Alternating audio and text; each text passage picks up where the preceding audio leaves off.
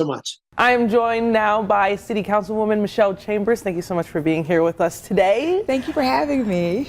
So how did you find out about the news yesterday? And I feel like you went straight to social media as soon as you found out. I did, like everyone else. Actually, I'll be honest, someone called me because I was coming from somewhere, an event or something. They said, "Did you hear the news?" I'm like, "No, what news?" Biden's dropping out and he's endorsing Kamala. So I was like, okay, here we go.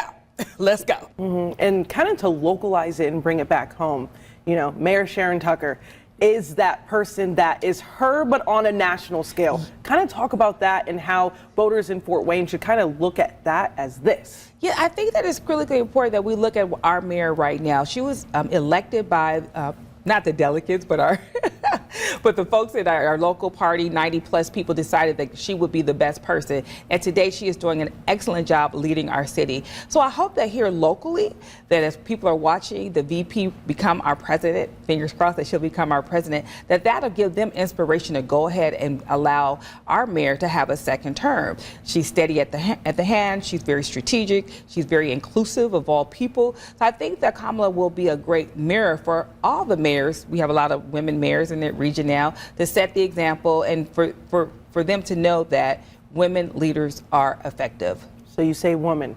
So now a woman leader in the Oval Office. What do you think that she will bring different than a white man? Well, her life experiences will be totally different versus a white man. We know that we've had one African American in office. I think Kennedy was a Catholic, so we've always had some different opportunities, but we've never had a woman lead our great United States of America. It is time. She is capable. She has the understanding. She's been in office for the last 3.5 years as our VP. She has traveled this world. She's spoken with dignitaries. She's spoken with leaders from different nations, and she handles herself well. When you think about this being the actual picture in the forefront, do you think there's somebody else that needs to be considered? For me, no. And not this far into the game. She's a proven leader. She has led at the state, the local, the federal level, and at the second to the highest position in the United States. We as the United States, we are facing some critical things in the next 4 years, and we want somebody that's ready to go on day one. And I have one last question for me. I'm going to bring it back to that representation. The reason being is I feel like when Mayor Sharon Tucker was sworn in, a lot of girls were just sitting at home like, wow, Mom, wow, Dad, I didn't know I could do that too. What would you say to those little girls tonight?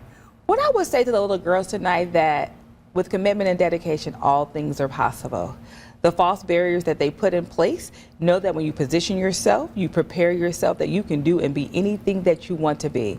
I'm not saying that you may have to shatter some glass ceilings and open some closed doors, but again, with commitment and dedication, all things are possible. Hard work, dedication, building a constituency, being kind to others, leading with love, and being a strong public servant, you can do all things that you want to be, whether it's here in the city of Fort Wayne, state of Indiana, or one day becoming the president of the United States as a woman.